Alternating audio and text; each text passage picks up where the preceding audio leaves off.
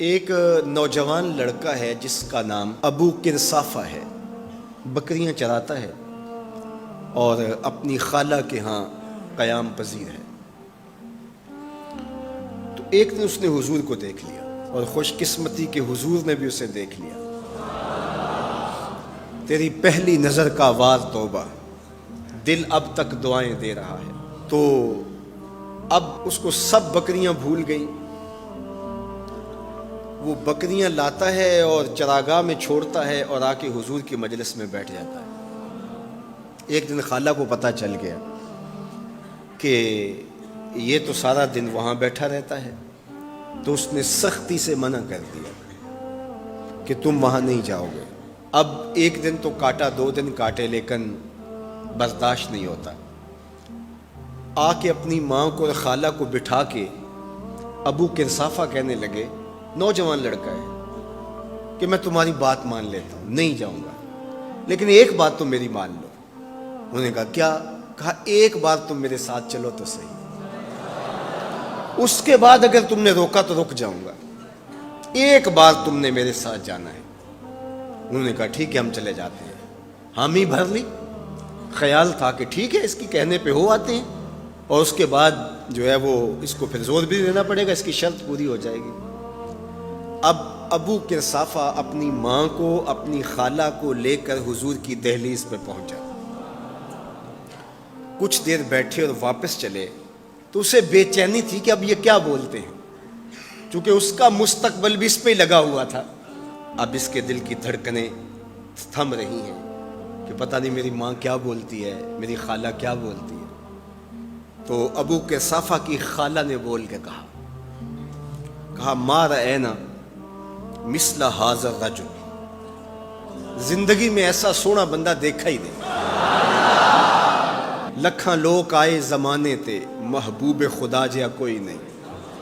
لکھاں لوگ آئے زمانے تے، محبوب خدا جیا کوئی نہیں۔ لکھاں سونے بن بن بہندے نے، او دی خاکے پا جیا کوئی نہیں، او دی خاکے پا جیا۔ اور اعظم چشتی مرحوم ساری زندگی حیرت میں گزار دیتے ہیں اور لکھتے ہیں کہ سمجھا نہیں ہنوز میرا عشق بے ثبات، سمجھا نہیں ہنوز میرا عشق بے ثبات۔ تو کائنات حسن ہے یا حسن کائنات؟ تو کائنات حسن ہے یا حسن کائنات؟ احسن وجہن، ابو کرصافہ کتنا سونا چہرہ تھا، کتنا سونا چہرہ تھا۔ ولا انقا ثوبن، اور جتنے سونے کپڑے تھے اتنے سونے کپڑے بھی کسی کو پہنے ہوئے نہیں دیکھا۔ اور تیسری بات فرمایا ولا الین کلامن، جتنی میٹھی باتیں کرتا تھا، شہد ٹپکتا تھا اس کے لہجے سے۔ اللہ اکبر، اس کے لہجے سے شہد ٹپکتا تھا۔ تینو سینے دی میں ٹھنڈ آکھاں، شہد گلاب تے کھنڈ آکھاں، تینو نبیاں دا میں لاڑا آکھاں، تیرے ہجر دے وچ میں ہاڑا آکھاں۔